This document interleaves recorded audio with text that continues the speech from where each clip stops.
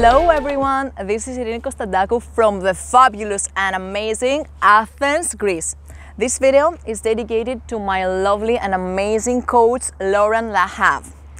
Καλώς ήρθατε στην εκπομπή μου. Είμαι η Ιρήνη Κωνσταντάκου και στο σημερινό μας επεισόδιο επέλεξα να κάνουμε αυτό το εξωτερικό γύρισμα, διότι είναι μια πάρα πολύ ιδιαίτερη και πολύ όμορφη συνέντευξη, εδώ στο λόφο του Φιλοπάπου με θέα, το ναό της Αθηνάς και τον Παρθενώνα, όπως βλέπετε. Μαζί μας έχω τον αγαπημένο φίλο και μελισσοκόμο Αποστόλη Γεωργούλη.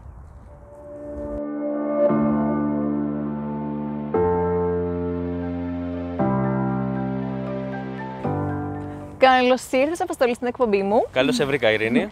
Λοιπόν, έχω για σένα κάποιες ερωτήσεις που μας έχουν στείλει και οι φίλοι μας, αλλά και εγώ, που χρειαζόμαστε όλη τις γνώσεις σου για να μας διαφωτίσεις πάνω στο μέλι, στη μελισσοκομεία.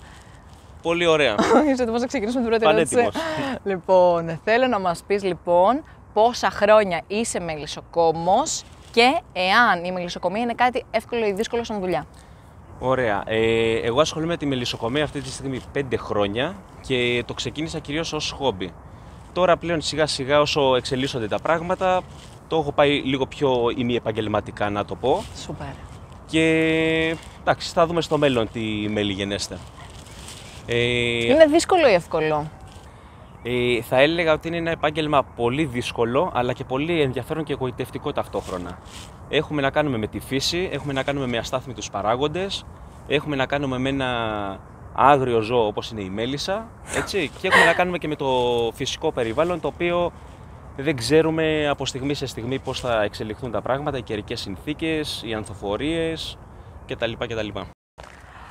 Άρα, Αποστόλη, είναι μια δουλειά που μπορούμε να την κάνουμε part-time ή είναι full-time job? Εξαρτάται από τι θα επιλέξει ο καθένας να κάνει. Δηλαδή, άλλο να είσαι χομπίστας και να έχεις 5 μελισσάκια και να βγάζεις λίγο μέλι για το σπίτι σου, και άλλο να είσαι επαγγελματίας με πάρα πολλά μελίσια, με καταστήματα, να δουλεύεις με χονδρική. Οπότε εκεί ο χρόνος είναι μεγαλύτερος. Μιλάμε για άπειρες ώρες, έτσι. Θα πρέπει να έχεις και υπαλλήλους. Όχι ίσως σίγουρα για να προλαβαίνεις όλες τις εργασίες. Θες και εγκαταστάσεις. Εγκαταστάσεις, φορτηγά. Όλη η γραμμή παραγωγής. Είναι μια τεράστια επιχείρηση. Τέλεια. Αποστόλη, εσύ σαν ειδικός θέλω να μας πεις λίγα λόγια για το μέλι. Πολύ ωραία. Καταρχάς θα πω ότι το μέλι δεν είναι ένα προϊόν. Είναι πολλές κατηγορίες. Δηλαδή έχουμε διάφορα είδη μελιού, έτσι, όπως είναι τα ανθόμελα, έλατος, ασφάκα, θυμάρι. Υπάρχουν πολλά είδη μελιού, το οποίο το κάθε ένα έχει τα δικά του χαρακτηριστικά και σαν διατροφικά στοιχεία και σαν γεύση και σαν προέλευση από πού μπορεί να κατάγεται το κάθε μέλι. Τέλεια. Άρα λοιπόν υπάρχουν ειδικότητες στη μελισσοκομεία, δηλαδή μπορούμε να πούμε ότι εσύ, ας το πούμε, εξειδικεύεσαι στο μέλι ανθέων, εγώ ας το πούμε στο θυμαρίσιο, ο άλλος σε μέλι πεύκου.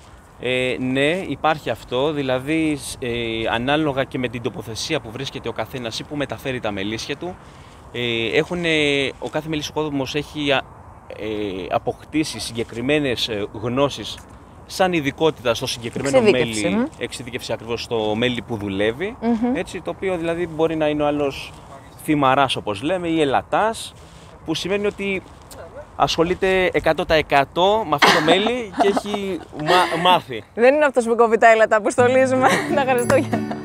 Αστείευα ασφαλώς. Απέναντίας. Εμείς τα φροντίζουμε τα δάση. Έτσι. Θα ήθελα να μας πεις, Αποστόλη, εσύ με ποιο τομέα ασχολείσαι? Εγώ σαν νέος ακόμα μελισσοκόμος, ακόμα δεν έχω καταλήξει ακριβώς με τι θα ασχοληθώ. Προσπαθώ σε πρώτη φάση να αποκτήσω εμπειρίες, δηλαδή να ασχοληθώ με πολλά πράγματα, να ασχοληθώ με την πρόπολη, να ασχοληθώ με το μέλι, με τη γύρι, με πολλά είδη μελιού. Έχω δει, ανεβάζει τη σελίδα σου. Ακριβώς. Με τη γύρι, με το να μετακινώ τα μελίσια μου σε διάφορες περιοχές, ώστε να δουλέψω πολλές ανθοφορίες και να δω τα χαρακτηριστικά. Και ποικιλία, έτσι. Ακριβώς, ναι. Να πω κάτι στο σημείο αυτό, επειδή θα δώσουμε και τη σελίδα για να ξέρει ο κόσμος που μπορεί να σε βρει. Πολύ ωραία, ναι. Μ' άρεσε πάρα πολύ, θέλω να το μοιραστώ μαζί σας και να μας πει και ο Αποστόλης δύο λόγια γι' αυτό. Είχε κάνει μια πάρα πολύ όμορφη ανάρτηση για τη Βασίλισσα και μας έδειχνε τι ωραία πώς φτιάχνει ακριβώς τα κελιά της. Για πες μας λίγο γι' αυτό.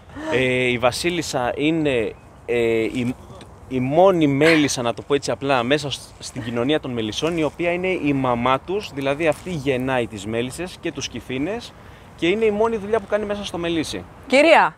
Ακριβώς. Princess! Ένα στέμα θέλω. Δεν κάνει τίποτα άλλο. Μόνο γεννάει, τη φροντίζουν, την ταΐζουν και η μόνη της Θεά! δουλειά. Ακριβώς. Τίποτα δεν κάνει. Έτσι. Η μόνη της δουλειά είναι να κάθεται. Δεν κάθεται, δουλεύει πολύ σκληρά. Α!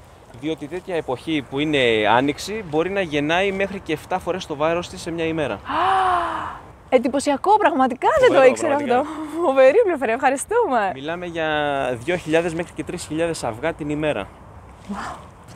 Θα ήθελα, Αποστόλη, να μας πεις ένα μυστικό, κάτι που θα ήθελες να μοιραστείς με τον κόσμο που μας παρακολουθεί. Πολύ ωραία. Θα το πω, δεν είναι μυστικό βέβαια και θα πρέπει να το ξέρουμε όλοι μας. Η μέλισσα είναι ο νούμερο 1 επικονιαστής στη φύση και ίσως το σημαντικότερο όν στον πλανήτη Γη. Χωρίς τη μέλισσα νομίζω δεν υπάρχει ζωή, ούτε για εμάς ούτε για τα ζώα, οπότε καταλαβαίνουμε πόσο σημαντικό πλάσμα είναι και πρέπει να το προστατεύουμε όλοι. Αποστόλη, θες να μας το εξηγήσεις λίγο αυτό, για να καταλάβει και ο κόσμος ακριβώς που αναφέρεσαι? Πολύ ωραία. Η μέλισσα, όταν λέμε είναι ο κυριότερος επικονιαστής στη φύση, εννοούμε ότι είναι ο τρόπος που τα δέντρα καρποφορούν, δηλαδή ενώνει το αρσενικό με το θηλυκό. Είναι ο μόνος τρόπος Γονιμοποιηθεί ουσιαστικά. για να γονιμοποιηθεί ουσιαστικά η φύση. Ακριβώς. Εκτός από κάποια φυτά τα οποία είναι ανεμόφυλλα, όπως τα λέμε, για παράδειγμα τα πεύκα, τα οποία δεν έχουν ανάγκη κάποιον επικονιαστή.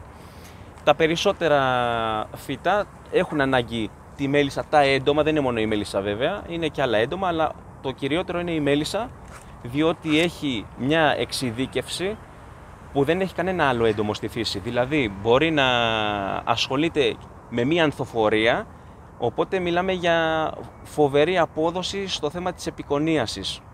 Πάει σε ένα φυτό, δεν πάει... Και στον λουλούδι και στο δέντρο. Ακριβώς. Δεν θα πάει, ξέρω, από τη μυδική που βλέπω μπροστά μου στην πορτοκαλιά. Θα πηγαίνει μόνο στις πορτοκαλιές και θα κάνει επικονίαση μόνο σε αυτό το φυτό. Αποστόλη, θα ήθελα να μας πεις εάν είναι μύθος ή αλήθεια πως το καλό το μέλι, και όταν λέω καλό εννοώ αυτό που το οποίο δεν έχει προσμίξεις, είναι αυτό που κρυσταλλώνει. Γιατί εμείς ξέρουμε, δηλαδή και εγώ από τους γονείς μου αυτό έμαθα, ότι το καλό το μέλι, Ειρήνη, είναι αυτό που κρυσταλλώνει. Ωραία. Χαίρομαι πολύ που μου κάνεις αυτή την ερώτηση, διότι ο κόσμος δεν το γνωρίζει αυτό. Το κάθε μέλι έχει τη δικιά του ημερομηνία κρυστάλλωσης. Δηλαδή, κάποια μέλια θα κρυσταλλώσουν στους 3 μήνες, κάποια μέλια θα κρυσταλλώσουν στους 9, κάποια μέλια δεν θα κρυσταλλώσουν ποτέ. Οπότε, εμείς, σαν καταναλωτές, θα πρέπει να είμαστε ενημερωμένοι και να γνωρίζουμε τι μέλι αγοράζουμε και ποια είναι τα χαρακτηριστικά αυτού του μελιού, ώστε να ξέρουμε τι αγοράζουμε και πώς συμπεριφέρεται και... Ερώτηση τώρα εδώ. Ποιο μέλι είναι αυτό το οποίο κρυσταλλώνει πιο άμεσα? Σίγουρα τα ανθόμελα κρυσταλλώνουν σχετικά γρήγορα. Έτσι μπορεί να είναι το βαμβάκι. Πόσο χρόνο περίπου? 2 μήνες. Πολύ σύντομα. Πολύ σύντομα, Και αυτά ναι. που είναι, έχουν τη μεγαλύτερη, αυτά που δεν κρυσταλλώνουν ποτέ.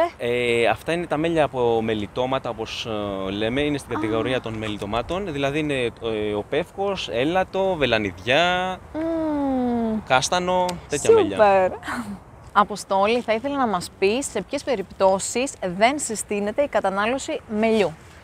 Στις περιπτώσεις που δεν συστήνεται να καταναλώσει κάποιος μέλι είναι όταν μιλάμε για παιδιά κάτω του 1 έτους, στα οποία δεν έχει ολοκληρωθεί ακόμα η ανάπτυξή τους και υπάρχει ένας κίνδυνος από ένα βακτήριο το οποίο λέγεται κλωστήριο αλαντίασης. Σωστά, ακριβώς. Ακριβώς, το οποίο είναι η μόνη κατηγορία που καλό είναι πρέπει να αποφεύγετε το μέλι, διότι είναι ένα ανεπεξέργαστο συνήθως προϊόν και αρκετά ανεπεξέργαστα αγροτικά προϊόντα σε αυτή την ηλικία είναι επικίνδυνα. Στο σημείο αυτό θα ήθελα να σας υπενθυμίσω πως υπάρχουν άλλες 2 περιπτώσεις στις οποίες δεν συστήνεται η κατανάλωση μελιού από μέλισσοκόμο παραγωγό και συστήνεται η τυποποίηση του μελιού, δηλαδή να καταναλώνουμε τυποποιημένο μέλι, είναι στις περιπτώσεις της σκύσης και της γαλουχίας. Όσοι δεν έχετε δει τα βίντεο για την εγκυμοσύνη και για το θυλασμό, σας τα παραθέτω εδώ.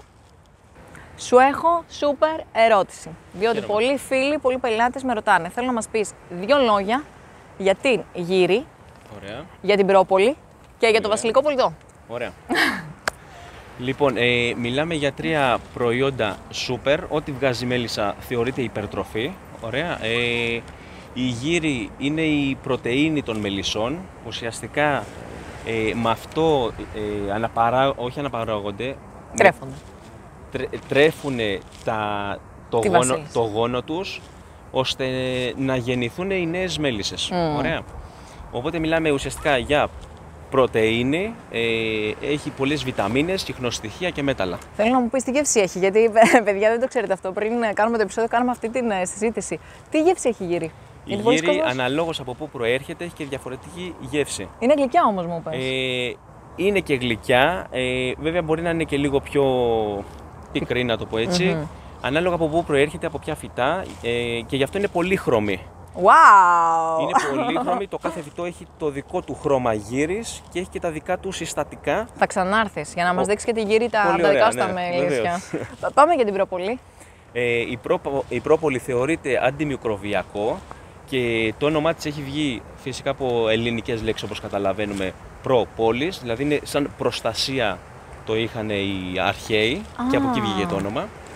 Σούπερ πληροφορία. Και ουσιαστικά μιλάμε για κάτι σαν φάρμακο, να το πω έτσι, το οποίο μπορεί να μας προστατεύσει από πολλές παθήσεις και χρησιμοποιείται με πολλούς τρόπους, και σε κρέμες και σε βάμα πρόπολης που είναι το σημαντικότερο. Τέλος, πες μας δύο λόγια για το βασιλικό πολιτό. Ο βασιλικός πολιτός, τώρα τι να πρωτοπούμε για το βασιλικό πολιτό? Τα 3 πιο σημαντικά, γιατί ξέρω ότι δεν κάνει να φάμε μια μεγάλη ποσότητα. Τσακ, βάζουμε το κουταλάκι το μικρό για την βαντολιφίδα. Καταρχάς, ακόμα δεν γνωρίζουμε ακριβώς όλα του τα συστατικά. Μιλάμε για μια τροφή superfood, η οποία είναι εξωπραγματική. Θεραπευτικές ιδιότητες, πολλές, αντιοξυδοτικά. Αναφέρονται πολλές θεραπευτικές ιδιότητες, ενέργεια, μακροζωία, τι να πρωτοπούμε. Εγώ θα πω το εξής, για να καταλάβουμε τη διαφορά, στην πράξη τι γίνεται.